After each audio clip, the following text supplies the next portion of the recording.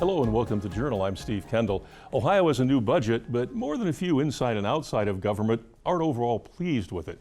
Joining us are the host of the State of Ohio, Karen Kasler from Columbus, and Dr. Nicole Kalaf-Hughes and Dr. David Jackson from Bowling Green State University. Welcome to you all again.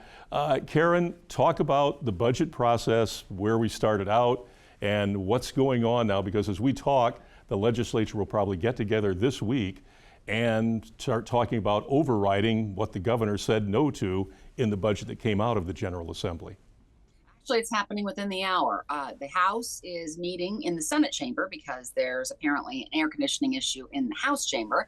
So all 99 members, or however many actually are able to show up, will be meeting in the Senate chamber to override 3 of Governor Mike DeWine's 67 line item vetoes. And these 3 specifically relate to property taxes. And Republicans who have said that these are important say that overriding them now will give them time to take effect so that they could potentially positively affect property tax bills that will come out in January. And so that's why the push is on now, because technically they have until next December of 2026 to override vetoes, but they're doing it now because they say the pressure's on to try to make some changes to property tax bills that will come out in the next 6 months. Yeah, and talk about the 3 things they are, because there's a 4th one they're not going to try and override. But and I know you interviewed a couple of people, some people who are for the override, and a Republican who was not. So talk about specifically the pieces they're looking at overriding that the governor said no to.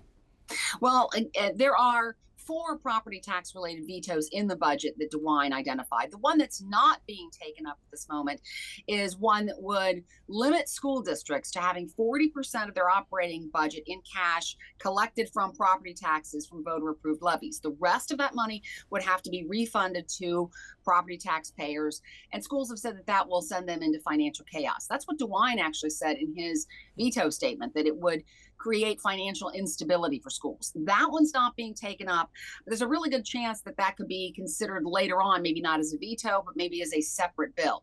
The 3 that are being discussed as we speak today they're kind of more technical. One is about county budget commissions and whether they can lower voter approved levies. Another is about I'm trying to remember all the specifics of it, about emergency levies and limiting districts on the power to enact emergency levies. And then another is about what it takes to calculate the effective tax rate, the 20 mil effective tax rate, and all the levies that have to go into that. So it's complicated to explain, but Republicans keep saying that this is the kind of property tax relief that could really help people. These are among the recommendations from a commission that looked at property tax reform and property tax law changes last year. And so we'll, as of right now, we'll wait to see. But I'm guessing if they do meet, then they are going to go ahead and have the votes to override. Yeah. And Nicole, when you look at this, because we've seen this with this governor before and the legislature, which is controlled by his party, the override process has been employed a lot, it seems, in the last few years of the DeWine administration. So Nicole, kind of weigh in on that process and why there seems to be this disconnect sometimes between the governor and his fellow Republicans in the General Assembly. So yeah, that's one of the things that makes this so interesting, is the fact that you do have a Republican governor and a Republican majority state legislature, and he used the power of his line item veto pretty heavily here. And members of his own party are pushing back. They did that earlier on gubernatorial emergency powers, kind of immediately after COVID. And they've done it a couple times since, and you're seeing it again with property tax. And I think on this issue, part of the reason that you're seeing DeWine take these positions that's kind of out of step with the majority of his party is, even though DeWine is a conservative Republican, the legislature is actually more conservative. And so they're further to the right of DeWine. Also, DeWine is not running for re-election. He is terming out after this term. So he doesn't have kind of a shadow of a future here that he's looking towards to kind of take any political stance. He's served in every single level of government. And so he's kind of done after this. And so he's not that concerned. The other thing, because we are talking about property taxes here, is the legislature is playing a really risky game. If you get rid of property taxes or significantly reduce property taxes in the state, townships will have no funding. The majority of township funding comes from property taxes. And so if those property taxes are changed in any way or significantly reduced, as people are also trying to do through a ballot initiative, townships are going to run out of money. We also use property tax money to fund emergency services, so police and fire. And so if you like having emergency services, such as police and fire, that comes from property taxes. And so there's some concern there too, not only about response times, but about what would happen to homeowners insurance and your ability to get insurance on your home if there are no proximate fire stations. And then finally, the one we think of most often with property taxes is education. And it would bankrupt schools. And we've seen what happens to the quality of education when you do get rid of property taxes. We can look to our good friends in California for this. They capped property taxes in the early 70s through a citizen-driven initiative, Prop 13. And California went from having one of the best public education systems in the country to much lower down. And they've essentially spent the last 40-some years kind of trying to claw that back. And they can't make any changes to that initiative. Property taxes are very low there. And so the money has to come from somewhere else. Yeah. And David, I know, and we as Nicole and Karen are both talking about, you have this one potential override, which goes right to the heart of what we've talked about before, which is direct democracy, where a jurisdiction has put a levy on the ballot, it's been passed by their voters, but then this override would allow the county budget commission to say, no, you don't need that much money after all. So is this another attempt by the legislature to remove local control and move us a little farther away again from direct democracy? Well, you know, the United States was founded in part on a tax rebellion, right? I mean, we as a country have a unique relationship with taxation, let's say. Americans, I think, tend to think they're more highly taxed than we are. And then there's choices that have to be made about what kinds of taxes to pay. And for some reason, property taxes really seem to rankle a lot of people. There's a number of myths that come out from that. For example, people will say, well, I own property, and people who don't own property aren't paying the tax, so they shouldn't be allowed to vote on it. Well, it's not true that people who rent are not paying property taxes. Where do they think their landlord gets the money to pay their property taxes, except, you know, from the rent that people are paying? Or on the school situation, people will say, well, I don't have kids in schools, so why should I have to pay property taxes to keep those schools going? So it's I would argue, you know, from a philosophical standpoint, sort of a refusal to recognize, you know, the concept of a public good. That one can, in fact, benefit from something in a general sense, even if you don't get a specific benefit from it. We're all better off, in other words, having schools and fire departments and functioning, you know, public safety. So, and then the question is, of course, that you mentioned about voting on these things. Yeah, the idea is that the public voted on it. Turnout can be pretty low in some of those elections. And of course, then there's that complaint that says, well, only the people who pay the taxes, you know, should be allowed to vote on it. We don't have that in this country. Everybody is allowed to vote, you know, whether they're officially a property owner or not. And so, you know, given that we've got, you know, a stalled, I think for now, movement to ban property taxes entirely, and we've got this situation going on with the veto overrides, it really points out the extent to which there's some special characteristics of property taxes that really, really annoy a lot of people. Okay, when we come back, we can talk about what would happen if you removed property taxes from the equation in the state of Ohio, and what that would mean for funding, as a couple of people have noted, specific jurisdictions who only have that option. So when we come back, we can talk about what would happen if we didn't have property taxes as a way to provide funding. Back in just a moment with Dr. David Jackson, Dr. Nicole Kalaf-Hughes, and the host of the State of Ohio, Karen Kasler, here on The Journal. You're with us on The Journal. Our guests are Nicole Kalaf-Hughes, David Jackson from BGSU, and Karen Kasler from the State of Ohio. Karen, I know that you were talking with various people in the General Assembly down in Columbus. Not everybody is on board, even people in the Republican Party, with some of these overrides. So talk about your discussions with at least one member of the General Assembly who said, I'm not a yes vote for these three things that are come up for potential override. I mean, I've said several times that Republicans are planning on overriding these vetoes from their fellow Republican Governor Mike DeWine, but not all Republicans. There were a handful of Republicans in the House that voted against the budget, and we'll see with these veto overrides if maybe the veto override that the veto or the provisions that DeWine vetoed, if that's the reason that they opposed the budget. The budget passed by 59 votes in the House, and it needs 60 to do an override. So that'll be interesting to watch. But then in the Senate, there was one Republican who voted against the budget, and that is Senator Bill Blessing. And I spoke to him for our TV show, The State of Ohio, this past weekend about why he was a no vote and whether he would indeed be a no vote on these veto overrides. He's got a lot of thoughts on property taxes and says that there are a lot of things that need to change. And he's very concerned about overriding these vetoes and what that would happen. He doesn't think that would make a big difference for most people. And he thinks that frustration of people not seeing their property tax bills drop would lead them to call for more changes and potentially even help them make a decision that a lot of people don't want to see, and that is if indeed a property tax abolition makes it to the ballot next year. There's a group that's trying to abolish property taxes in Ohio, and that he's worried about the impact of people being frustrated with their property taxes, and they may vote to eliminate all of them. And as Dr. Kalaf-Hughes said earlier, that really has an impact on the entire state. It would be financial chaos for a lot of entities. Yeah, and Nicole, if an initiative like that should get to the ballot, I know that when, as I watched Karen's interview with the senator, he was very much of the opinion he thought that people would understand that that wouldn't be a good idea if it got on the ballot. How do you feel about that? Would people understand that, oh, this is a huge step and maybe not a good one, or would they get caught up in the, hey, great, I don't have to pay property taxes anymore euphoria? So we're kind of casting into the future here, but do you think people would react and say, no, this isn't a good move, I see all the detail here and I'm going to vote against relieving myself of all property taxes? Would human nature actually work that way or not? I think it would depend. I think my guess is probably like the gut reaction is like, oh, yay, lower taxes. And then you actually think about what that means.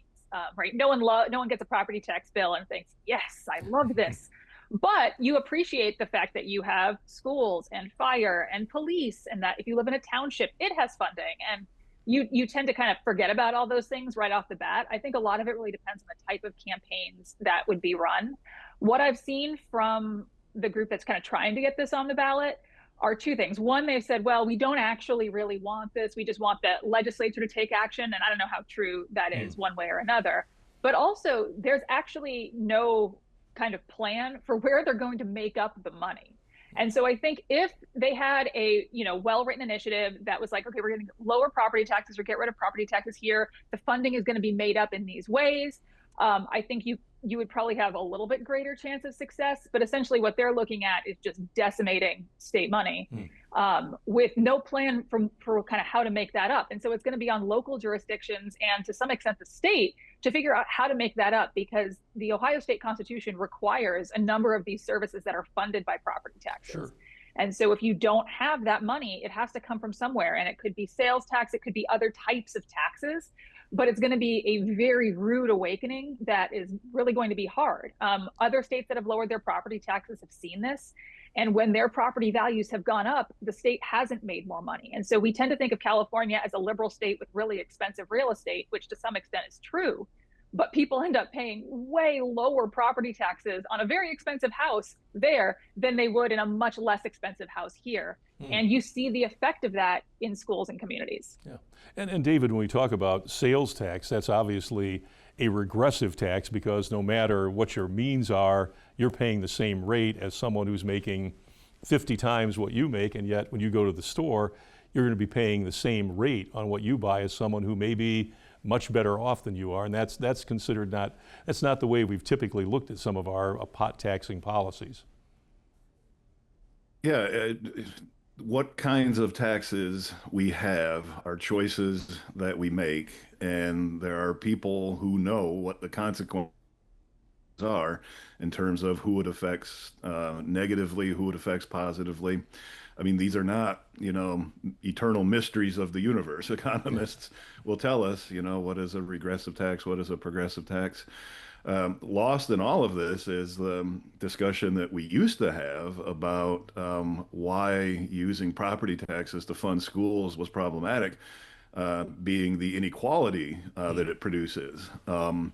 Where basically, if you want to predict whether or not somebody's going to succeed in life, just figure out what their zip code is, and it gives you a pretty good indication. So it might not be a bad idea for us to start thinking about that concept again as well, not just the sort of blind hatred of all taxation that seems to be out there among some, but also thinking about what we want to have as a society and how we want to pay for it and who we want to have pay for it. On the question of the ballot initiatives too, one thing that I would add in there, because I've been thinking about this with another colleague of mine, looking at the anti-gerrymandering vote that happened. What kind of election, what year the referendum would appear would be meaningful too. There has been some discussion that putting the anti-gerrymandering referendum on in a general election in Ohio, presidential election, in which Donald Trump, well, he carried the state by 8 points twice and then carried it by 11 points, might not have been the best decision.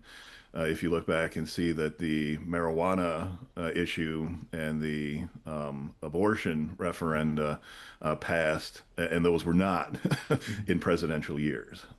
So you have choices to make about when you put things on the ballot too, that have an effect on the success or failure of a ballot initiative. Yeah. Well, we come back, we can talk more about that, because obviously lurking in the background is, as you mentioned, gerrymandering. It's, redistricting time again in Ohio, or will be shortly. And there have been obviously a wide range of opinions on what should or shouldn't be done. And it's happening around the country too, because the president's weighed in on what Texas should do with their redistricting. California's talked about, well, maybe we'll retaliate if Texas does what they do. So redistricting is not just an Ohio thing, but it's on the front of our plate all the time as well. So we can talk a little about that when we come back. Back in just a moment here on The Journal with Karen Kasler, Nicole Kalaf-Hughes, and David Jackson. Back in a moment. You're with us on The Journal. Our guests are Dr. David Jackson, Dr. Nicole Kalaf-Hughes from Bowling Green State University, and the host of the State of Ohio, and Karen Kasler. As we left that last segment, Karen, the word gerrymandering, redistricting came up. Obviously, the state's had its mind on other business right now. So is there anything going on with the state talking about redistricting and and that sort of thing at this point, or has all their attention basically been working on the budget the last several months? Well, redistricting always seems to be lurking in the background. We were always talking about it seems like. And I think last year there was a hope, the last time the maps were drawn, rather, there was a hope that they would last longer, but there's a court order that says that our congressional maps need to be redrawn. So the 15 congressional districts need to be redone by the legislature, and they need to be done by December, because that's when the deadline is to file for next year's ballot. And so you're hearing some pressure from national Republicans that the map should change. Right now we have 10 Republicans and 5 Democrats. I don't necessarily know if the map was drawn to be 10 Republicans and 5 Democrats, but that's how voters made their choices. But now Senator Bernie Moreno has been saying that the map should be more like 12-3. Or and you've even heard some people suggest 13-2. And now Speaker Matt Huffman has said a status quo map he thinks would be okay. But there again is a lot of pressure by national Republicans to make Ohio a very Republican state, and to really, I mean, it's pretty openly talking about gerrymandering when you say that the map should be 12-3. Favoring Republicans. Yeah, because as we roll up toward the 26 congressional elections, obviously the battle's going to be in the House of Representatives, somewhat in the Senate, but really more in the House of Representatives. So besides Ohio, other states, David, are also talking about sort of, they're not using the G word, but they're implying that, oh, we need to redraw these so that one side or the other has a big advantage compared to what maybe the congressional representation is in a state like Texas, or even California, which is saying, let's retaliate. If Texas goes down that road, we'll load up our side with Democrats in California to offset Texas's effort to do the opposite in their state. Yeah, looking at the various states, I mean, so the most recent situation was where Texas, said, okay, we need to think about getting maybe, a few more Republican seats. And then Gavin Newsom, who clearly wants to be president, the governor of California, has said, well, then, let's see what we can do out here. In there, we're talking places that have a lot of seats and are probably already fairly gerrymandered, as is, say, Illinois, New York. So what happens with this is the most recent place to say that they're going to do gerrymandering, whatever party controls that place, they sort of get blamed as being, the evil ones. But then they'll say, well, no, we only did it because Illinois did it. And then Illinois says we're only doing it because Texas did it. And California, because the great political philosopher Machiavelli once said that the person who does basically what he says is that the person who gives up doing things the way they are done and instead tries to do things as they should be done is likely to bring themselves ruin. And so states that are out there with people in them saying, oh, gerrymandering is wrong, we shouldn't do that, we shouldn't do that. Well, it is done. That is the way, that the politics in America works right now. And so it's helping Newsom's reputation, it seems, among Democrats right now, when he's saying he's willing to push back on this, because it looks like Democrats, are looking for a fighter, are looking for somebody who isn't out there talking about pie in the sky, right and wrong, but is willing to sort of get in the mud and push back and fight back. It's worth taking a step back from it, though, even Machiavelli aside, and thinking about right and wrong a little bit, that there is something just unseemly about politicians choosing their own constituents, predicting with near certainty how elections will go in the vast majority of congressional districts, so that what ends up happening is the primary decides the winner. And turnout in primaries is really low, and turnout in America is pretty low anyway. So we end up with this situation where, forget the argument that I think is compelling that, more extreme people tend to vote in the primaries. Just the low number of people who are really making decisions for everyone because of things like gerrymandering can really raise questions about, just how, well functioning our democratic republic is. But then again, people sit around on TV shows and can talk about these abstract ideas. People who are on the ground trying to win don't have that luxury, because if they don't win, they don't have power and they can't do the things they want to do. So. Yeah, and Nicole, as David just said too, if you think about this, that flies in the face of what we believe American democracy has been, that, elections are fair and unbiased and everybody comes to this at the same, comes to the table at the same level, and yet, as David just said, primaries start to dictate with the amount of gerrymandering around the country. If you win a Republican primary in a Republican state, you're almost guaranteed of winning the seat, and vice versa in a Democratic state. So how do we get out of that, and how does that change the way American democracy looks? As far as how we get out of it, we would actually have to want to. And while there is definitely a movement of voters that want to, because they realize that their voices are not necessarily being heard, but if we don't have an appetite at the state or the national level to change how we count the votes and change how we draw the lines, in terms of like timing of primaries, who draws the boundaries, all of that kind of stuff, we aren't going to actually really have a change. And when you have states so openly embracing gerrymandering and so clearly saying, well, we know that we can draw the lines to lock the other party out of power, it doesn't actually matter what the voters want. Instead, it just matters essentially what the lines look like. And so that also, right, you run the risk of kind of losing turnout a little bit, or maybe kind of less motivation for people to participate. But really all so much of our politics right now boils down to is how we draw the lines. And if we draw the lines to benefit one particular party, whether we're talking about a Texas or a California, you end up with a lot of the state and a lot of the voters who have no opportunity to have their voice heard. Yeah, and we've just got about 30 seconds here.